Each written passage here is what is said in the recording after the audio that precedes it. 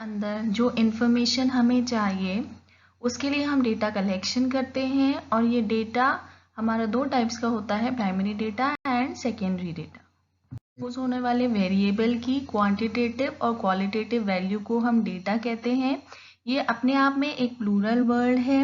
ये इंफॉर्मेशन की lowest unit है, यानी कि अनप्रोसेस्ड इंफॉर्मेशन। जब तक हमने डेटा पे कोई भी प्रोसेसिंग नहीं करी हुई है वो इंफॉर्मेशन नहीं कहलाएगा।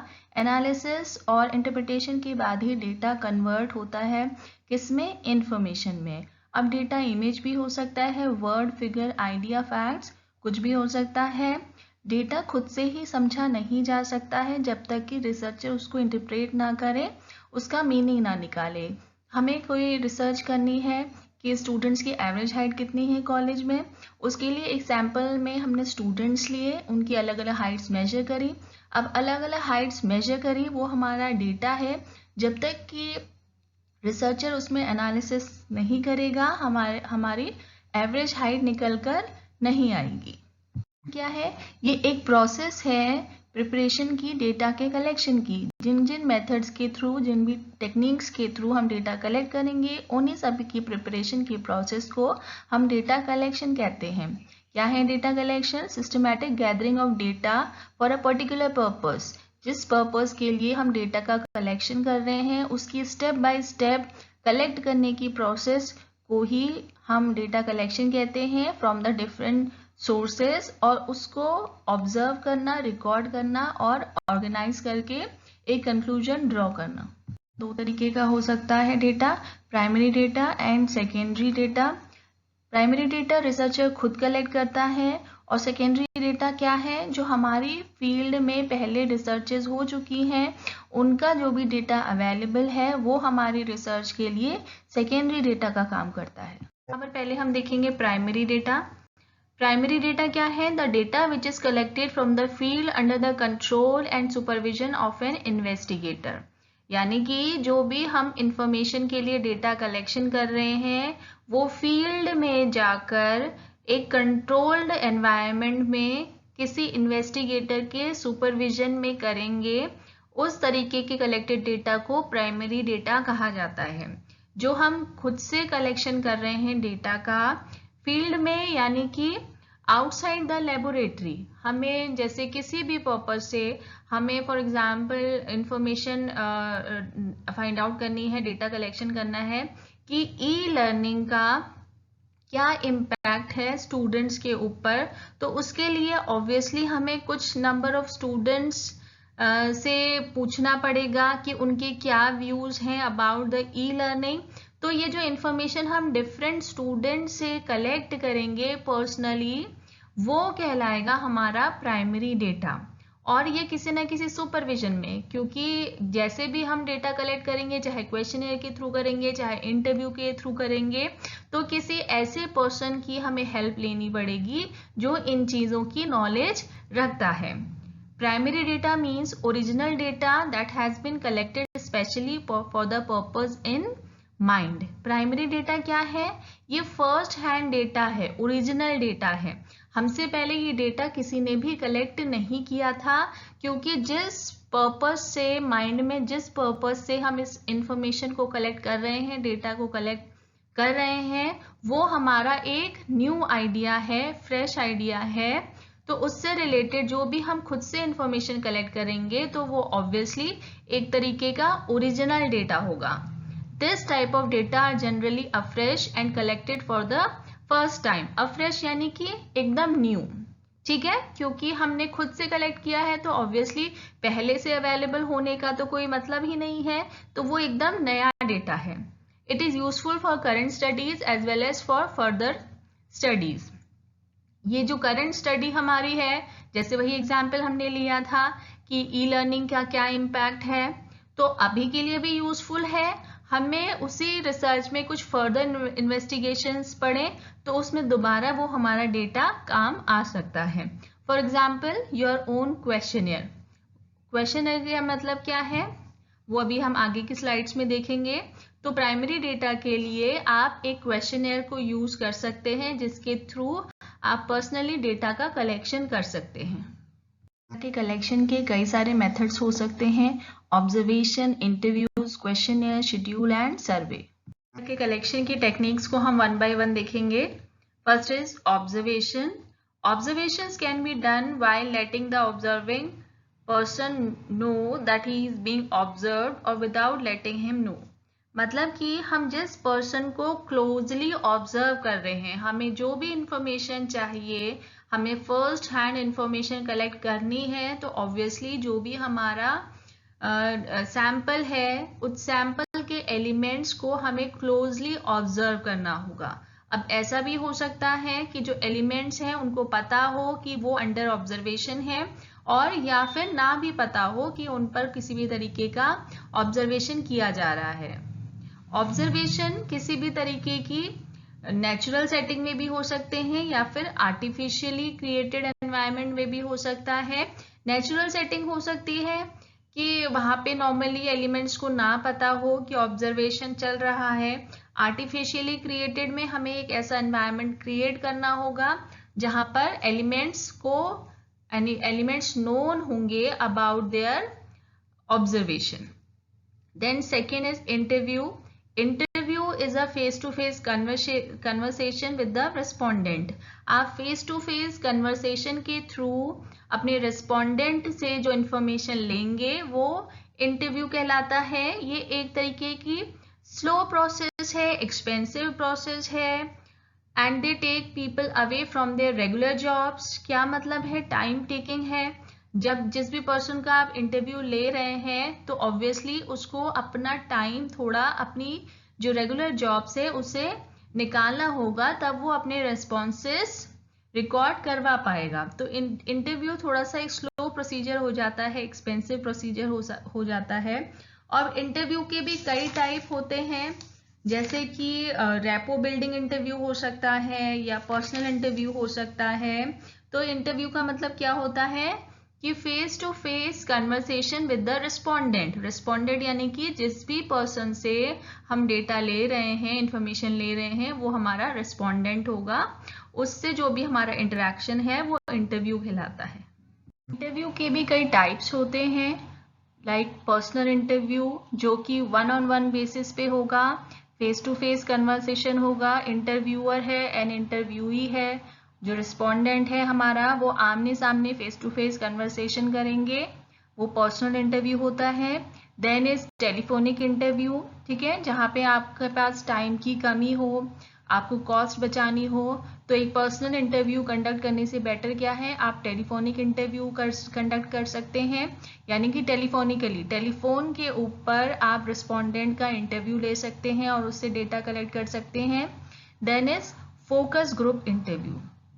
फोकस ग्रुप इंटरव्यू का मतलब क्या है, यहाँ पर 8 to 12 यानी कि 8 से 12 रिस्पोंडेंट एक ग्रुप में लिए जाते हैं और एक मॉडरेटर होता है। मॉडरेटर खुद रिसर्चर हो सकता है जो कि उस ग्रुप के बीच के डिस्कशन को आगे बढ़ाता है, ठीक है, मतलब जिस डायरेक्शन में उसे डिस्कशन ले जाना है।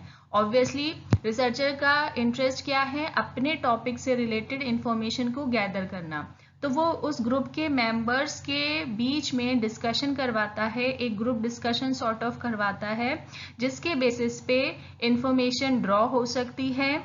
उस डिस्कशन का वीडियो रिकॉर्डिंग या ऑडियो रिकॉर्डिंग होती है, जिसके बेसिस पे रिसर्चर डेटा को कलेक्ट कर सकता है। Then is depth interview. Depth interview भी फोकस ग्रुप इंटरव्यू की तरह एक अनस्ट्रक्चर्ड इंटरव्यू है। अनस्ट्रक्चर्ड मतलब क्या हुआ कि पहले से क्वेश्चंस आपने प्रिपेयर नहीं करे हुए हैं। जैसे कि स्ट्रक्चर्ड इंटरव्यू, जैसे पर्सनल और टेलीफोनिक इंटरव्यू हैं, वो एक तरीके के स्ट्रक्चर्ड इंटरव्यू होते हैं जिसमें हमने क्वेश्चंस पहले से प्रिपेयर किए हुए हैं। लेकिन फोकस ग्रुप इंटरव्यू है, डेप्थ इंटरव्यू है या प्रोजेक्टिव टेक्निक्स हैं, ये क्या है, ये अनस्ट्रक्चर्ड है। इसमें डिस्कशन के अकॉर्डिंग फ्लो जाता है, जैसे जैसे डिस्कशन होगा उसी के अकॉर्डिंग फ्लो जाएगा, लेकिन विद इन द बाउंड्रीज जो कि इंफॉर्मेशन आपको चाहिए।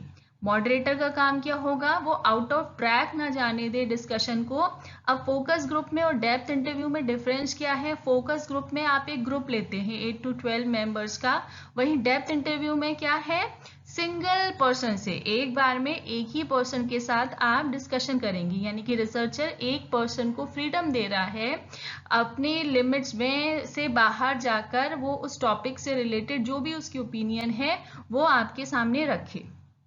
अब प्रोजेक्टिव टेक्निक्स क्या है, प्रोजेक्टिव टेक्निक्स वहां पर यूजफुल हैं जहां पर रेस्पोंडेंट खुद ही क्लियर नहीं है अपने फीलिंग्स के बारे में, अपने व्यूज के बारे में उस टॉपिक से रिलेटेड, तो ये काम रिसर्चर का हो जाता है। ये थोड़ा सा स्किल्ड लोग जो कि इस चीज में एक्सपर्टीज रखते हैं, जिनको इस तरीके के टेस्ट करने की नॉलेज है, सिर्फ वही लोग इस तरीके के टेस्ट कंडक्ट कर सकते हैं। पर्सन का हिडन सेल्फ बाहर निकालना, यानी कि पर्सन जो खुद नहीं जानता है वो बातें उससे निकलवाना, उसके लिए स्किल्ड पर्सन की रिक्वायरमेंट होगी।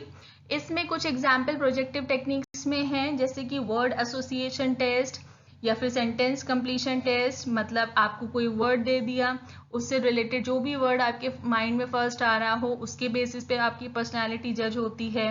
या फिर सेंटेंस कंप्लीशन टेस्ट, सेंटेंस आप किस तरीके से कंप्लीट कर रहे हैं। या फिर क्लाउड पिक्चर टेस्ट, क्लाउड्स जो बादल आसमान में दिख रहे हैं उसमें आपको क्या कोई इमेज दिख रही है। तो इस तरीके की टेक्निक्स होती हैं जो साइकियाट्रिस्ट साइकोलॉजिस्ट यूज करते हैं, जो कि इस फील्ड में एक्सपर्ट हैं। नेक्स्ट मेथड है क्वेश्चनियर मेथड। अब क्वेश्चनियर मेथड क्या है, it is a series of questions. एक क्वेश्चंस का सेट होता है, 10 या 12 या 15 क्वेश्चंस होते हैं जो कि डेटा के कलेक्शन के पर्पस से फॉर्म किए जाते हैं, और क्लोज्ड एंडेड क्वेश्चंस होंगे, यानी कि इंफॉर्मेशन जो रिसर्चर को चाहिए सिर्फ वही इंफॉर्मेशन रिस्पोंडेंट को देनी होगी, वो अपनी तरीके तरफ से कुछ भी एड ऑन वहां पर नहीं कर सकता है। सिंपली आपको या तो यस और नो लिखना होता है, या फिर चेक बॉक्सेस गिवन होते हैं, आपको वहां पर टिक मार्क करना होता है। जैसे कि ये एक यहाँ पर एग्जाम्पल दिया हुआ है क्वेश्चनियर का, जैसे कि मे बी ये किसी रेस्टोरेंट का क्वेश्चन हो सकता है कि कितना ऑफन आप उस रेस्टोरेंट में विजिट करते हैं, तो very often, often, sometimes, rarely. तो इस तरीके से जो भी पर्सन, अगर यहाँ पर जो आंसर दिया हुआ है रेयरली, तो दैट मीन्स वो पर्सन उस पर्टिकुलर रेस्टोरेंट में बहुत ही रेयर केस में जाता है। तो इस तरीके से ये क्वेश्चनियर हम कुछ सैंपल से उस रेस्टोरेंट में आने वाले जितने भी लोग हैं उन सबका तो हम एक साथ सर्वे नहीं कर सकते, उनमें से कुछ को सेलेक्ट कर कर हम ये क्वेश्चनियर फिल कराएंगे और उसमें से डेटा कलेक्ट करेंगे और इंफॉर्मेशन निकालेंगे कि कितना लोग उस रेस्टोरेंट में आना पसंद करते हैं। तो क्वेश्चनियर क्या है, एक सेट ऑफ क्वेश्चंस है जिसमें क्लोज एंडेड क्वेश्चंस होते हैं, और उन क्वेश्चन के आंसर्स रिस्पॉन्सेस के बेसिस पे हमें इंफॉर्मेशन ड्रॉ करनी होती है। शेड्यूल्स भी क्या है, एक तरीके के क्वेश्चनियर की तरह ही है, जिसमें सेट ऑफ क्वेश्चंस होते हैं, क्लोज एंडेड क्वेश्चंस होते हैं।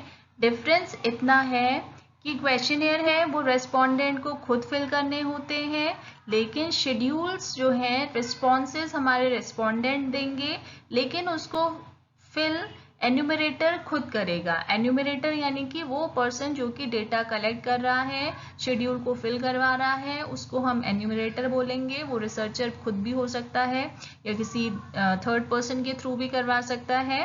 तो उस पर्सन को खुद से ही वो डेटा शेड्यूल के अंदर फिल करना होगा। दोनों चीजों में ये डिफरेंस है। टेक्निक है प्राइमरी डेटा कलेक्शन की, दैट इज सर्वे। सर्वे क्या है, a detailed study of geographical area to gather data, attitudes, impressions, opinions, satisfaction level, etc. by polling a section of the population. अब क्या है कि किसी भी geographical area की डिटेल्ड स्टडी, कोई ओपिनियन पोल के थ्रू हम कोई इंफॉर्मेशन निकालना चाह रहे हैं और किसी पर्टिकुलर एरिया पे एक डिटेल्ड स्टडी कर रहे हैं। मे बी हम देखना चाहते हैं कि किसी पर्टिकुलर एरिया में रहने वाले जितने भी रेजिडेंट्स हैं वो कौन सी पॉलिटिकल पार्टी को ज़्यादा पसंद करते हैं। तो डिटेल्ड स्टडी करनी होगी हमें, वहाँ के लोगों की पोलिंग करानी होगी, जिसके बेसिस पे हम इंफॉर्मेशन ड्रॉ कर पाएंगे कि कौन सी पॉलिटिकल पार्टी को लोग ज़्यादा पसंद करते हैं। कहाँ पर मोस्टली इसका यूज होता है? सोशल साइंसेज में, मैनेजमेंट में, मार्केटिंग में एंड साइकोलॉजी में इस तरीके के सर्वेस का बहुत यूज होता है, क्योंकि ज़्यादातर रिसर्चेज इन्हीं फील्ड्स में होती हैं। तो सर्वे के थ्रू हम कई तरीके के डेटा को कलेक्ट कर सकते हैं। एडवांटेजेस क्या है प्राइमरी डेटा के? प्राइमरी डेटा हमारा बहुत ज़्यादा एक्यूरेट होता है, क्योंकि रिसर्चर खुद से कलेक्ट कर रहा है, और डेफिनेटली उसको एक्स्ट्रा कॉशन रखने की ज़रूरत नहीं है, क्योंकि वो खुद अपनी रिसर्च के लिए डेटा कलेक्ट कर रहा है, वो सारी चीज़ों को ध्यान में ऑलरेडी रखेगा। ये पूरा ग्रेट डिटेलिंग में ये डेटा का कलेक्शन होता है यहाँ पर। देन कुछ चीज़ों में, कुछ रिसर्चेस में, टॉपिक्स में सेकेंडरी डेटा अवेलेबल नहीं होता है, तो ये चीज़ प्राइमरी डेटा के लिए एक एडवांटेज बन जाती है। देन कंट्रोल यहाँ पर ज़्यादा है, क्योंकि रिसर्चर खुद कंट्रोल कर रहा है, खुद डेटा कलेक्शन कर रहा है, तो उसकी कंट्रोलिंग ऑब्वियसली ज़्यादा होगी। मेरिट्स देखते हैं। प्राइमरी डेटा के कलेक्शन में कॉस्ट बहुत ज़्यादा आती है, क्योंकि आपको इंटरव्यू कंडक्ट करने हैं, क्वेश्चनियर बनाना है, टाइम बहुत ज़्यादा लगता है कि आपको टाइम देना पड़ेगा इंटरव्यू लेने में, क्वेश्चनियर बनवाने में, और इनएक्यूरेट फीडबैक हो सकता है, क्योंकि आप श्योर नहीं हो सकते हैं रिस्पोंडेंट के पार्ट पे कि आपको वो सही फीडबैक ही दे रहा है। और जितना ज़्यादा आप सोर्सेज पे जाते हैं, उतना ही डेटा के सही होने के चांसेस ज़्यादा होते हैं, इसलिए यहाँ पर बहुत बड़े सैंपल पे बहुत सारे रिसोर्सेज पे जाना पड़ता है डेटा कलेक्शन के लिए। Second source of data collection क्या है? Secondary data. Data collected from a source that has already been published in any form is called as secondary data.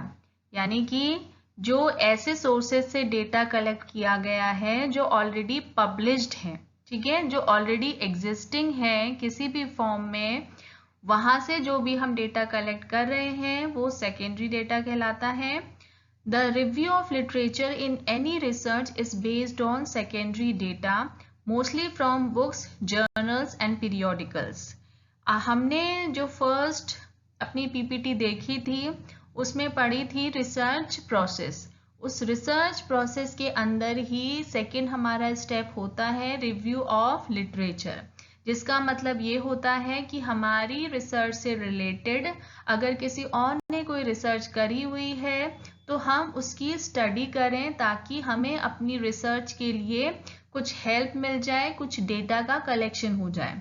तो जो रिव्यू ऑफ लिटरेचर पार्ट होता है वो secondary sources पे ही dependent है, और ये हमें कहाँ से मिलता है? बुक्स से, जर्नल से, पीरियोडिकल से, या फिर इंटरनेट की साइट से। सेकेंडरी डेटा के सोर्सेज क्या हो सकते हैं? ये पब्लिश्ड भी हो सकते हैं एंड अनपब्लिश्ड भी हो सकते हैं। पब्लिश्ड में क्या आएंगे? जैसे पब्लिश्ड प्रिंटेड सोर्स क्या होंगे? जो ऑलरेडी पब्लिश हो चुके हैं और प्रिंटेड फॉर्म में है, जैसे कि books, journals, periodicals, magazines, newspapers, ये सारे क्या है? पब्लिश्ड सोर्सेज हैं हमारे सेकेंडरी डेटा के, जहाँ से रिसर्चर को डेटा मिल सकता है। Then published electronic sources, electronic आजकल डेटा का टाइम है, तो ई जर्नल्स यानी कि इलेक्ट्रॉनिक जर्नल्स जो हैं, जो इंटरनेट पे आपको अवेलेबल हैं, जनरल वेबसाइट हैं किसी भी एरिया की, फील्ड की, या किसी पर्टिकुलर ऑर्गेनाइजेशन की वेबसाइट्स के थ्रू या वेब ब्लॉग्स के थ्रू आपको ये सारी चीज़ें अवेलेबल हैं। तो ये हमारे प्रिंटेड सोर्सेज हैं। देखिए कुछ अनपब्लिश्ड सोर्सेज भी होते हैं। पब्लिश्ड में तो जो बुक्स की फॉर्म में या ई जर्नल्स के रूप में आ गया सामने, कुछ अनपब्लिश्ड भी हैं, जैसे पर्सनल रिकॉर्ड्स हो सकते हैं, किसी की डायरीज हो सकती हैं, लेटर्स हो सकते हैं related to your research area, government record हो सकते हैं जैसे सेंसर डेटा, पॉपुलेशन स्टैटिस्टिक्स, या हेल्थ रिकॉर्ड किसी एरिया के, या एजुकेशन इंस्टीट्यूट के रिकॉर्ड। ये रिकॉर्ड तो मेंटेन्ड है लेकिन इनको कहीं भी पब्लिश नहीं किया गया है, तो इन जगहों से भी रिसर्चर को इंफॉर्मेशन मिल सकती है। लेकिन यहाँ पर ध्यान देने वाली बात ये है कि ऑब्वियसली आप वही एरिया सेलेक्ट करोगे अपने रिसर्च पॉइंट ऑफ व्यू से जहाँ का डेटा आपके लिए असेसेबल हो। जैसे कई डेटा वो काफ़ी प्राइवेट या सीक्रेसी मेंटेन करी जाती है, किसी की पर्सनल डायरी या किसी की लेटर लेना या आपका कहीं के हेल्थ रिकॉर्ड्स लेना, ये बहुत ही डिफिकल्ट टास्क है। तो ऐसे ही डेटा, ऐसी ही टॉपिक सेलेक्ट किया जाता है जहाँ का डेटा इजीली असेसिबल हो। सेकेंडरी डेटा के भी मेरिट्स हैं और डीमेरिट्स भी हैं।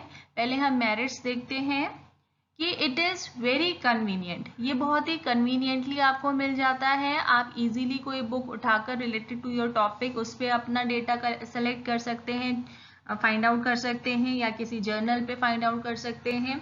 डेफिनेटली इसमें आपका टाइम बचता है, पैसा बचता है, क्योंकि ना तो आपको कोई इंटरव्यू कंडक्ट करना पड़ रहा है, ना क्वेश्चनियर डेवलप करने पड़ रहे हैं, ना सर्वे करना पड़ रहा है जिसमें बहुत टाइम और पैसा लगता है। और कभी कभी ऐसा होता है कि प्राइमरी डेटा किसी टॉपिक से रिलेटेड नहीं मिल पाता है, क्योंकि लोग कभी कभी बताना नहीं चाहते हैं, इंफॉर्मेशन देना नहीं चाहते हैं, क्योंकि उन्हें लगता है कि कोई मिसयूज ना हो जाए। तो उन इस तरीके के एरियाज की रिसर्च के लिए आप सेकेंडरी डेटा पे जा सकते हैं। देन जो सेकेंडरी डेटा होता है वो काफ़ी रिलायबल है, ऑलरेडी प्रिंटेड फॉर्म में है, तो डेफिनेटली वो ऑथेंटिकेटेड है, यानी कि जो लीगली प्रूव्ड है वो ऐसा डेटा है। तो रिलायबिलिटी के टर्म्स में जाए तो सेकेंडरी डेटा में काफ़ी ज़्यादा है। तो ये मेरिट्स हैं सारे हमारे सेकेंडरी डेटा की। मेरिट्स देखते हैं। Very difficult to find sufficiently accurate secondary data. Sufficiently accurate secondary data को फाइंड आउट करना बहुत ज़्यादा डिफिकल्ट है, क्योंकि इतना वास्ट एरिया ऑफ नॉलेज है कि आप बुक्स भी अवेलेबल हैं, जर्नल्स भी अवेलेबल हैं, वेबसाइट्स भी अवेलेबल हैं, तो आप कहाँ से एक्यूरेट डेटा फाइंड आउट करें। सारी सोर्सेज को एनालाइज करना बहुत एक डिफ़िकल्ट टास्क हो जाता है। तो एक्यूरेट डेटा आपको कहाँ से मिलेगा वो फाइंड आउट करना बहुत डिफ़िकल्ट है। और कभी कभी फुलफिल आपकी नीड को करे, जो भी रिसर्चर रिसर्च कर रहा है, डेटा कलेक्शन कर रहा है, उसकी नीड्स क्या है, कोई ज़रूरी नहीं है सेकेंडरी डेटा उनको फुलफिल करता हो। और यहाँ पर एक्स्ट्रा कॉशन की रिक्वायरमेंट है, क्योंकि कभी कभी ये है कि आपका टॉपिक कुछ और है लेकिन उससे कुछ अलग जा रहा है सेकेंडरी डेटा, तो आपको कॉशियसली उसको देख के चलना पड़ता है कि रेलेवेंस है आपके टॉपिक के साथ या फिर नहीं। और हर तरीके की इंक्वायरीज में, हर तरीके की रिसर्चेज में सेकेंडरी डेटा की अवेलेबिलिटी भी नहीं होती है। तो ये रही डीमेरिट्स आपके सेकेंडरी डेटा की। समझती हूँ कि ये स्लाइड्स देखने के बाद आप इजीली इस क्वेश्चन का आंसर दे पाएंगे कि प्राइमरी डेटा और सेकेंडरी डेटा में क्या डिफरेंस है।